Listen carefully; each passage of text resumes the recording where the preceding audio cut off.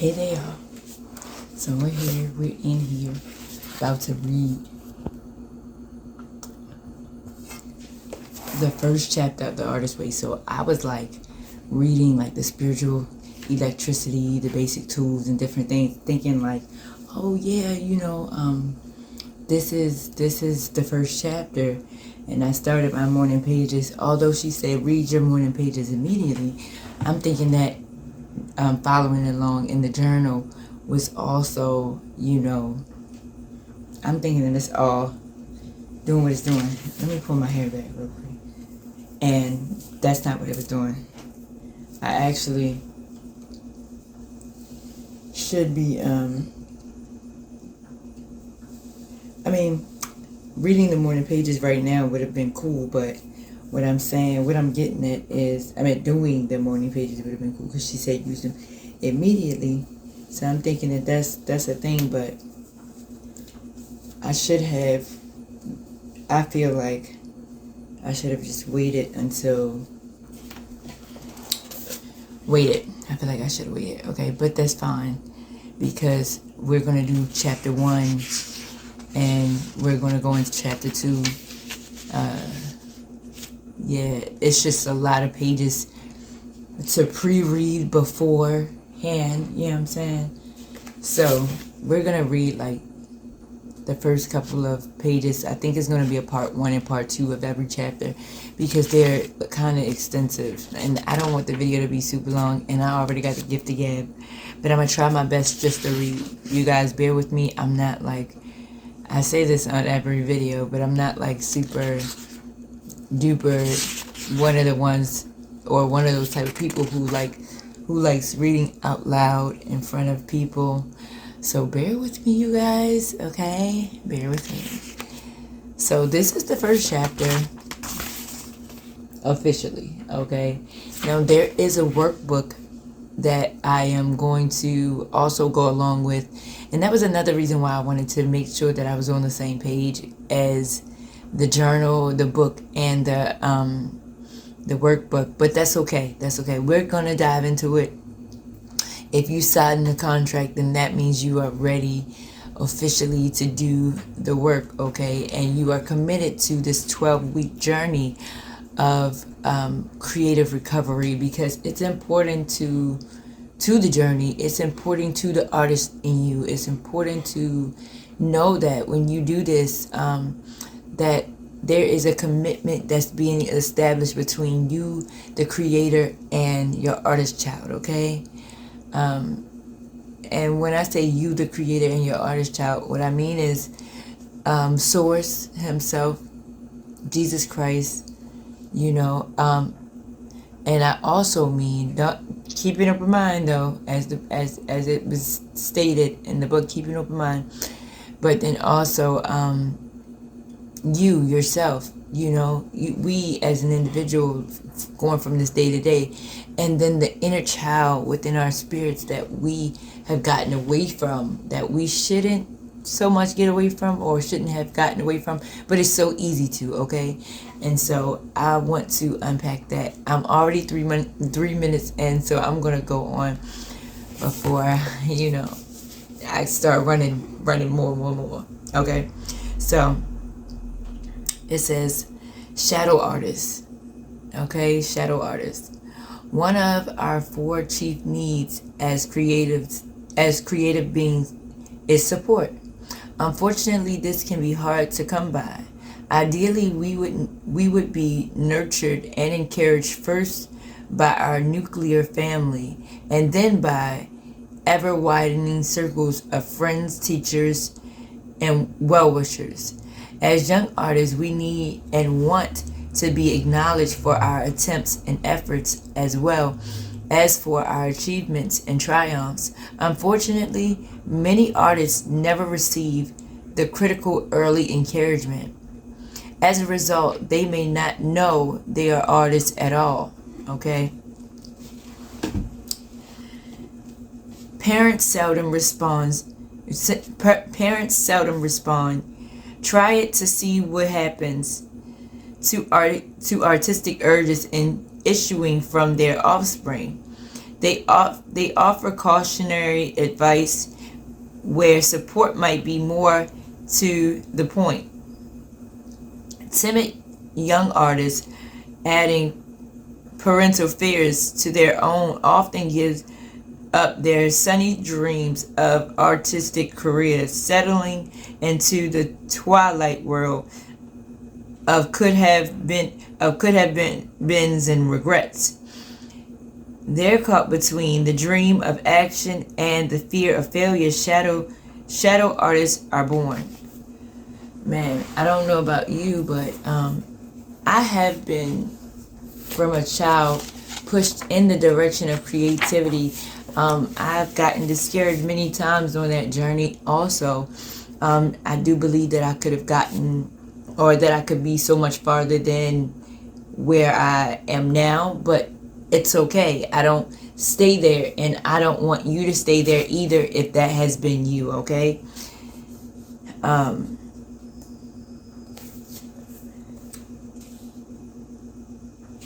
Before I go into the next part, I'm going to read this side, and I probably should have read that first. And it says, this week initiates your creative recovery. You may feel both giddy and defiant, hopeful and skeptical.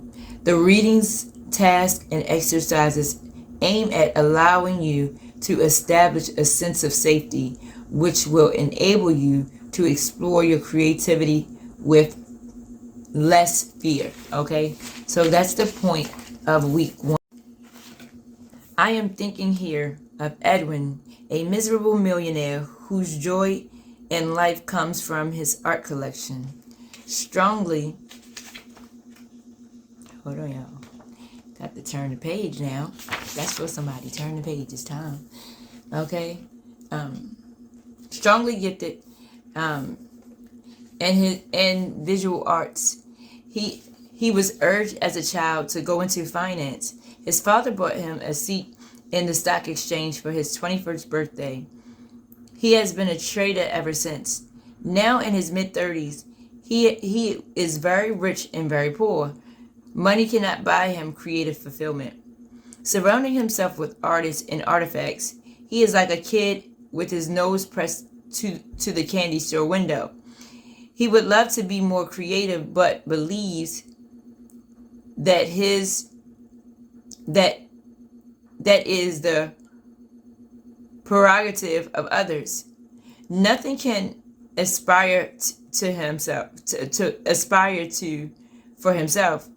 A generous man, he recently gifted an artist with a year's living expenses so she could pursue her dream. Raised to believe that the term artist could not apply to him, he cannot make that same gift for himself. And I'm sure there are many people who believe that, and honestly, that's a myth.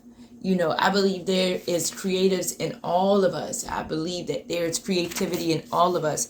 It may come from a different place. It may seem different. It may be different, but I do believe that there is a creative in all of us, even if it's an idea.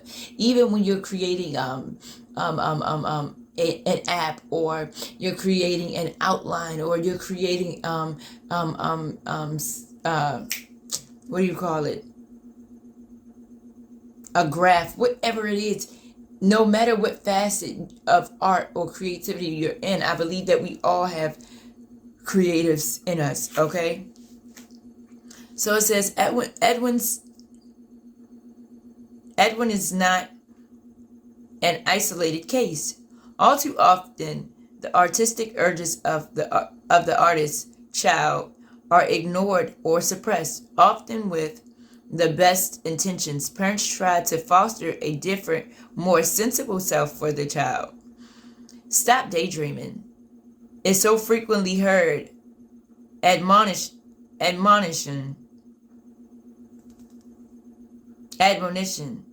You'll never amount of anything if you keep on with your head in the clouds is another one. Baby artists, the urge to think and act like baby doctors or lawyers.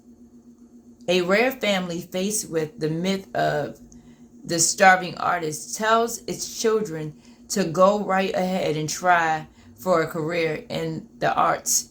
Instead, if encouraged at all, the children are urged into thinking of the arts as hobbies, creative fluff, and creative fluff around the edges of real life. Have you ever been told that? For many families, a career in the arts exists outside of their social and economic reality. Art won't play the electric bill. As a result, if the child is encouraged to consider art in job terms at all, he or she must consider it sensibly. Erin, a gifted children's therapist, was in her mid-30s before she began experiencing a haunting devastation in her work. Unsure what direction to take, she began adapting children's books for the screen. Midway through the adaptation, she suddenly had a telling dream about abandoning her own artist child. Prior to becoming a therapist, she had been a gifted art student.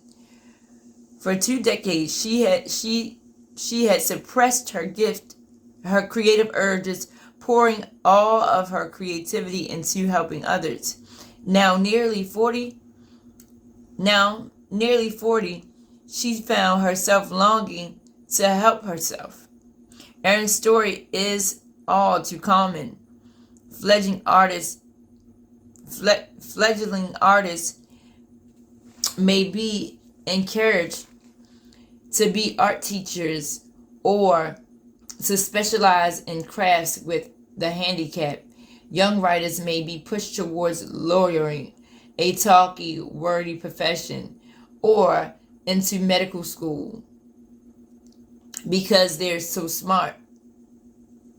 And so the child who is himself as a born storyteller may be converted into a gifted therapist who gets his stories secondhand. Too intimidated to become an artist themselves, very often too low in self-worth to even recognize very often too low in self-worth to even recognize that they have an artistic dream. These people become shadow artists instead. Artists themselves, but ignorant of their own true identity. Shadow artists are to be found shadowing declared artists, unable to recognize that they themselves may possess the creativity they so admire.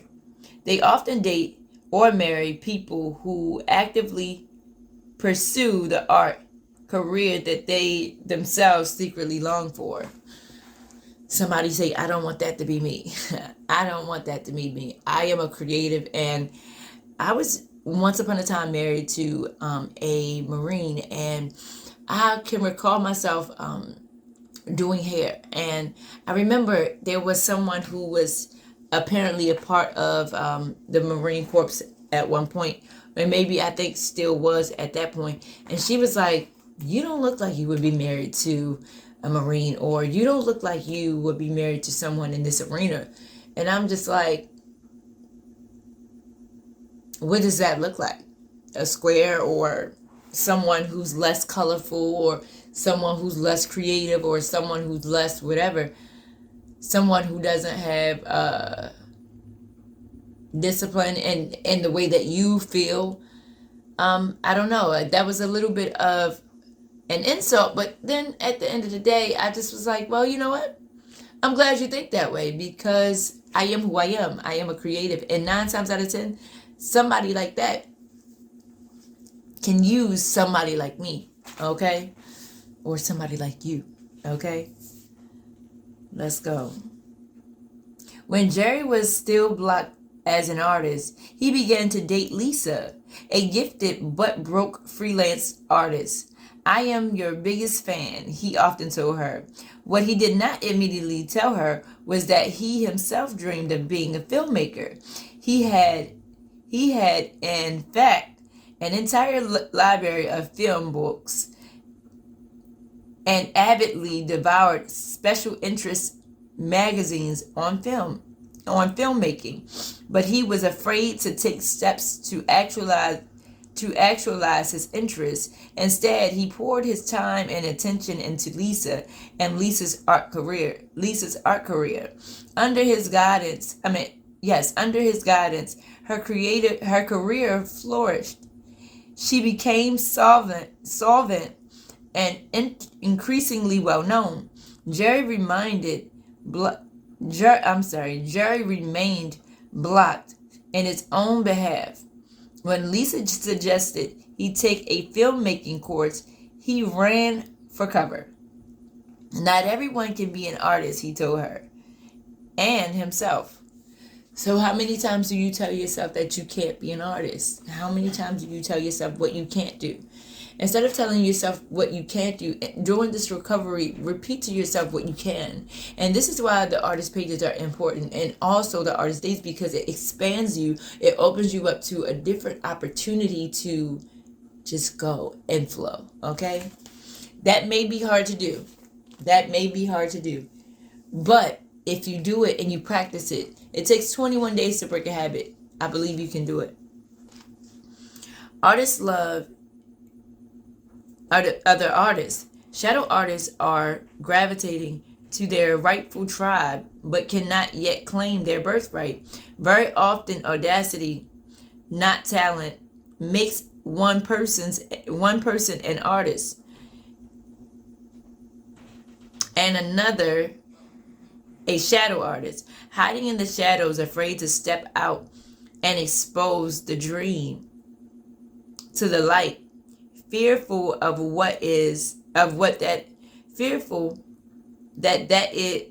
it will disintegrate to the touch. I'm sorry.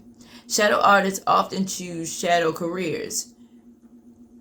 Those close to the desired artist even parallel to it, but not the art itself.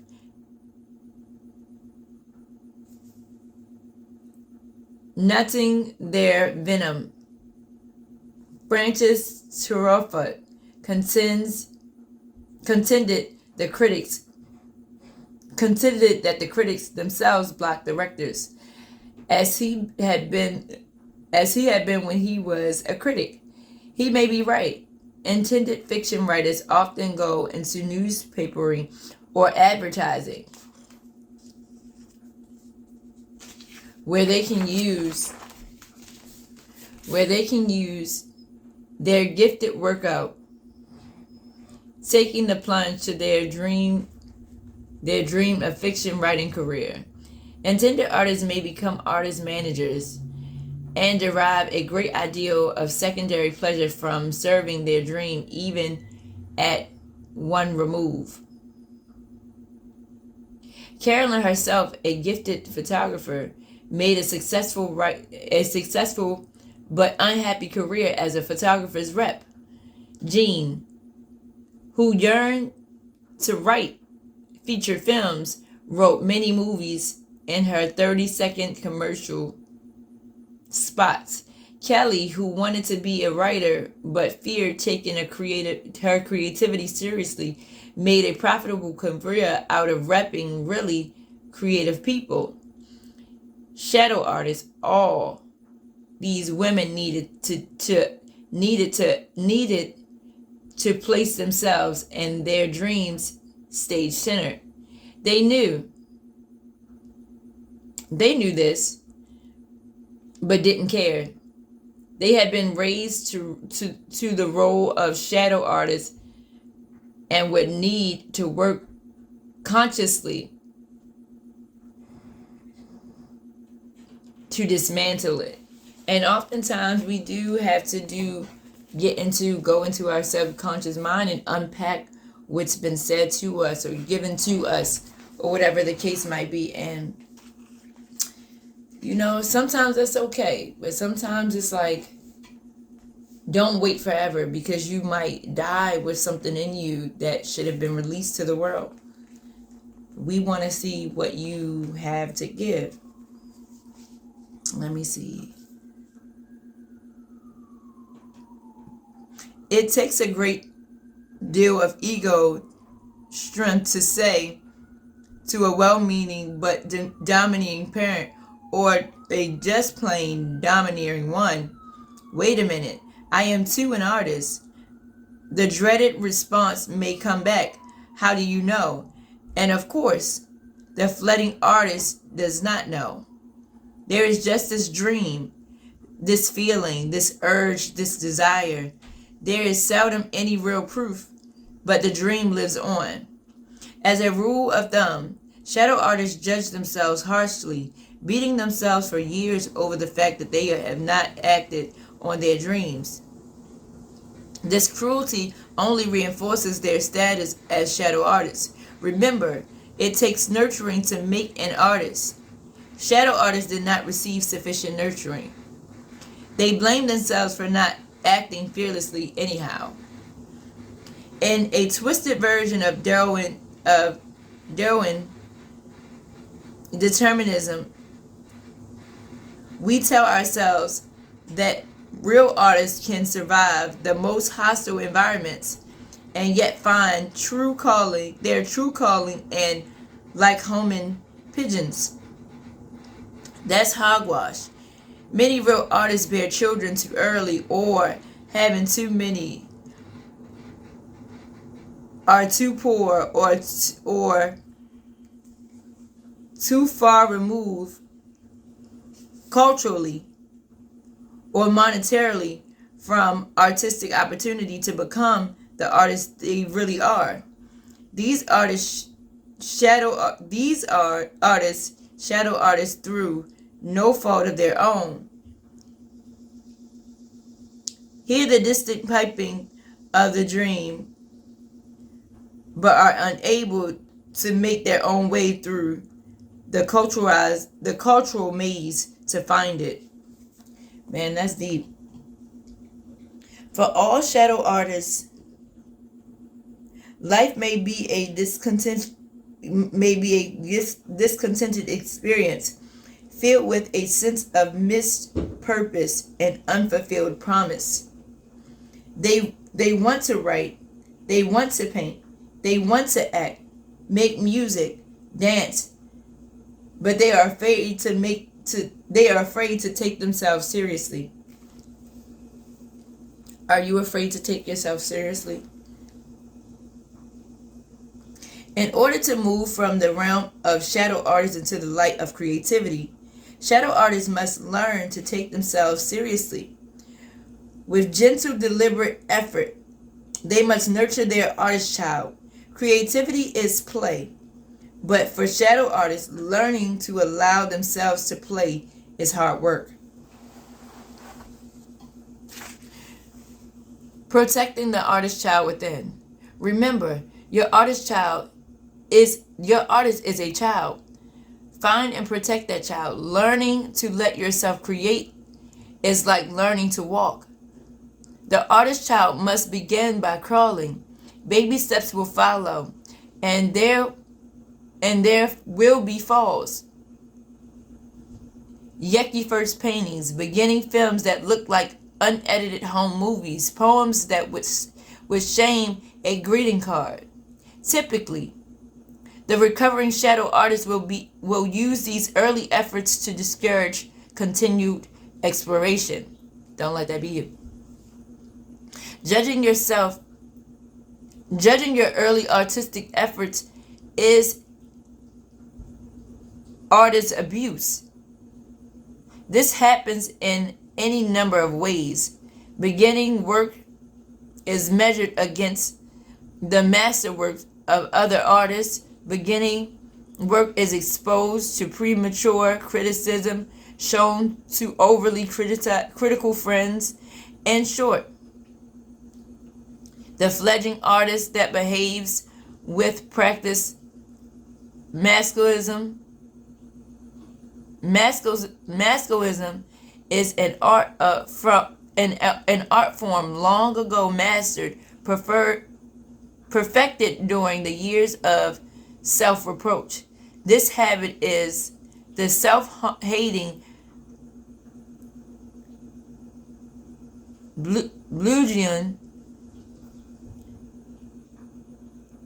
with which a shadow artist can beat himself right back into the shadows. In recovering from our creative blocks, it is necessary to go gently and slowly. What we are after here is the healing of old wounds, not the creation of new ones. No high jumping, please. Mistakes are necessary. Stumbles are normal. There are baby steps. Progress, not perfection, is what we should be asking of ourselves.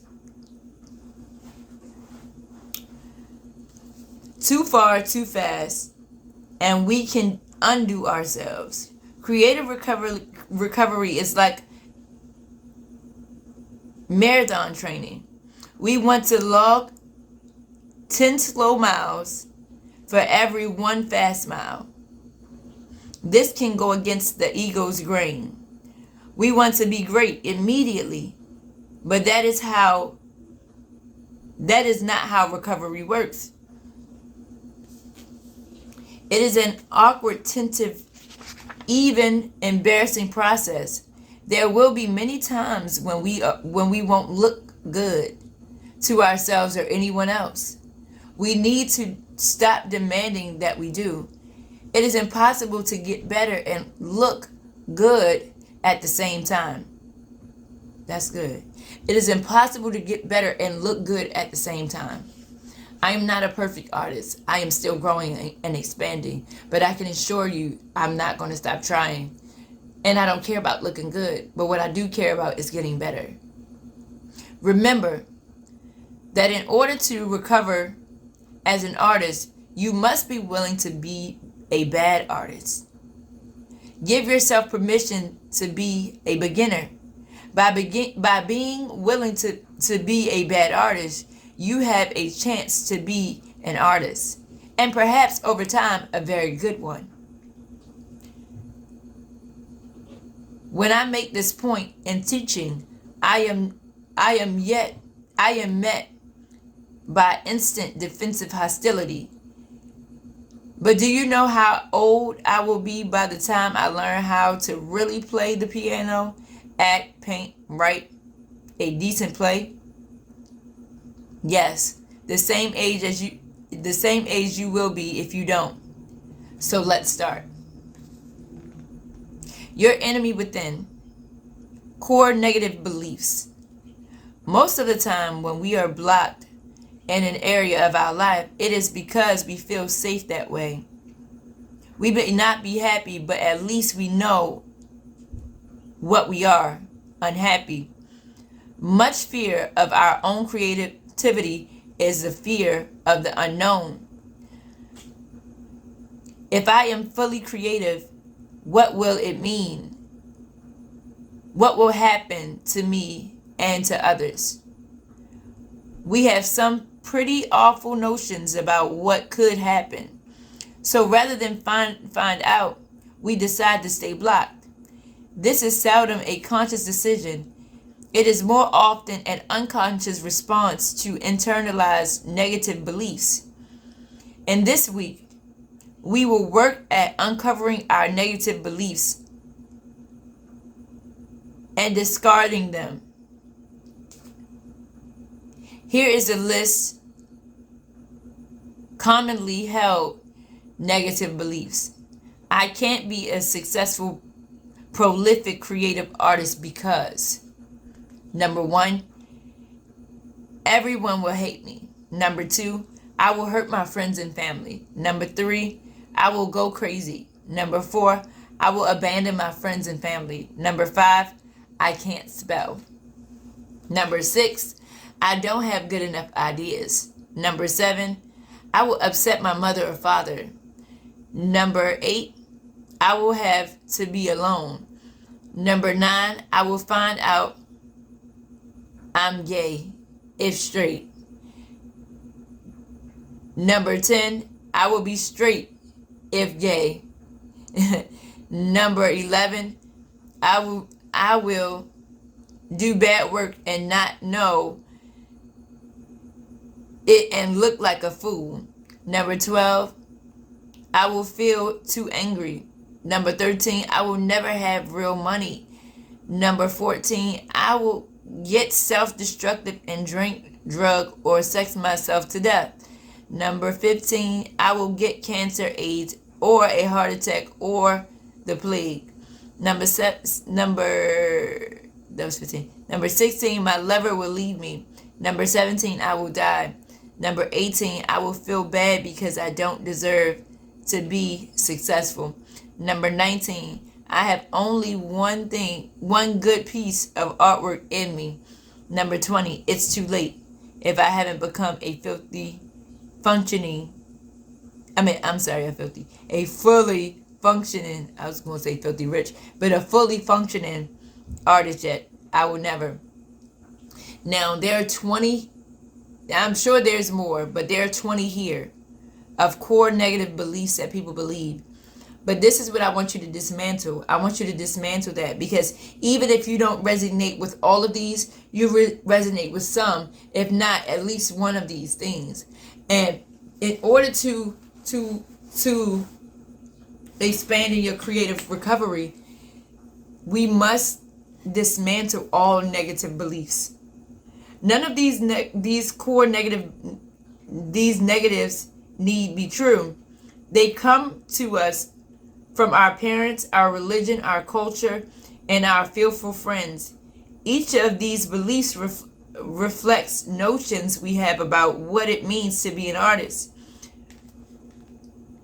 Once we have declared away the most sweeping cultural negatives, we may find we are still stubbornly left with the core of negatives we have acquired from our families, teachers, and friends. These are often more subtle, but equally undermining, if not confronted. Our business here is confronting them. Negative beliefs are exactly that. Beliefs, not facts. The world was never flat, although everyone believed it was. You were not dumb, crazy, egomaniacal, grandiose, or silly just because you falsely believe yourself to be. Just because that's falsely believing yourself to be.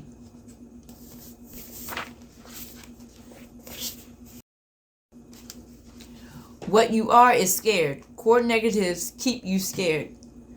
The bottom line is that core negatives, personal and cultural, always go for your jugular. They attack your sexuality, your lovability, your intelligence, whatever vulnerability they can latch onto. Some core negative beliefs and their positive alternatives are listed below. So I'm going to speak on the negative beliefs, and then I'm going to list the positive beliefs. Okay, so the negative beliefs. Artists are drunk, crazy, broke, irresponsible, loners, promiscuous, doomed, unhappy, born, not made. Okay, positive alternatives. Artists can be sober, sane, solvent, responsible, user-friendly, faithful, saved, happy, discovered, and recovered.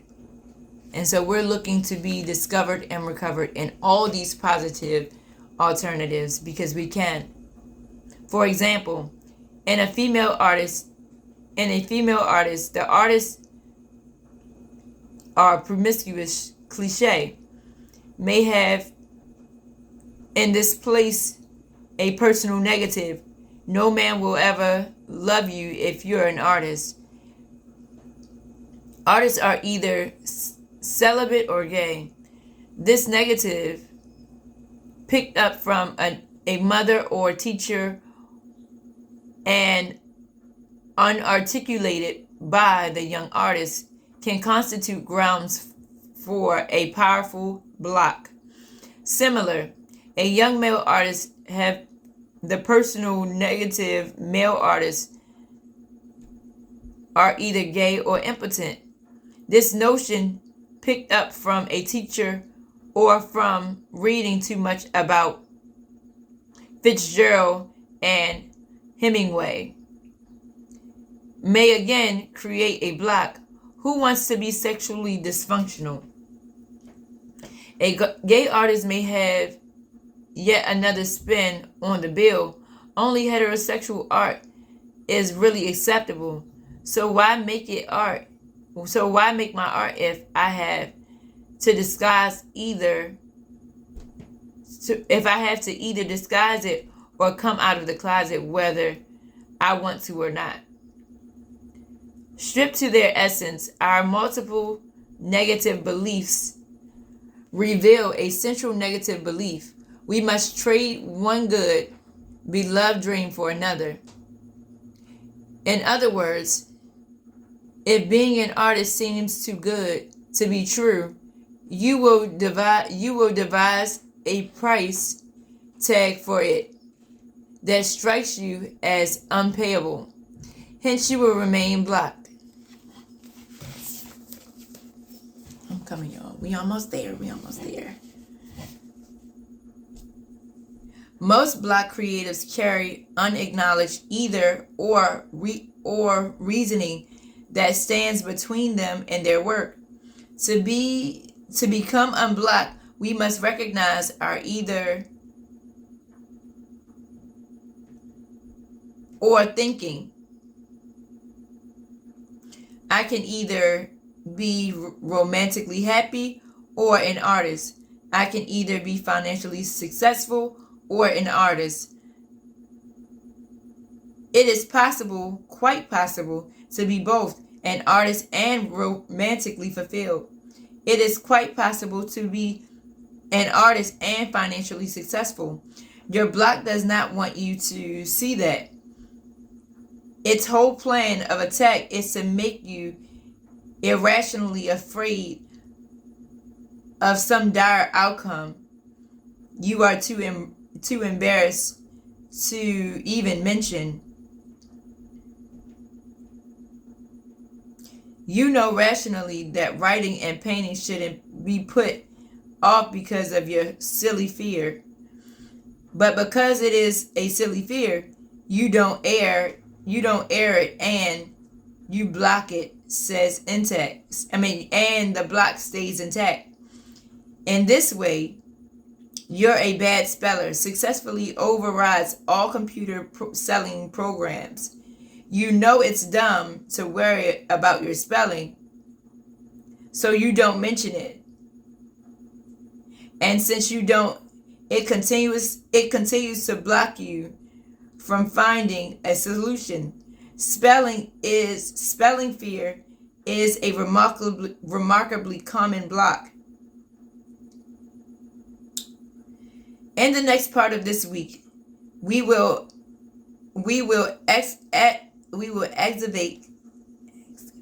excavate your own unconscious beliefs by using some logic brain and artist brain tricks. These may strike you as hokey and unproductive. Again, that's resistance. If internalized negativity is the enemy within, what follows is some very effective weaponry. Try it before discarding it out of hand. Okay, so you guys, we're stopping here, but there will be a part 2. And when we pick up from chapter 1, or on chapter 1, what we're going to do is begin to read your ally within affirmative weapons. So we're your ally within and affirmative weapons. So we're going to pick that up, and then we're going to read on okay, until the end, until we get to chapter 2. Okay, so you guys, I want you really, really to start dismantling the negative beliefs that you believe about yourself as an artist. If you have to go back and play the video, do so, because I need you to get to the root of what makes you feel incapable of being a creative at large, or for being a shadow artist. You don't have to live under the shadows of anyone. It's now time for you to take up your rightful place as an artist and take creativity by the horns, okay? Because we can and we will, and I'm here to help you get to and get through by way of using this tool, because this is a tool. I don't have to reinvent the wheel because the wheel has already been invented. So you guys, without further ado, I'll see y'all on the next video. Remember, watch all of the videos prior to, because this is going to help you through the journey on your path to creative recovery. And I'll see y'all on another video. It's Artistry 101. Peace.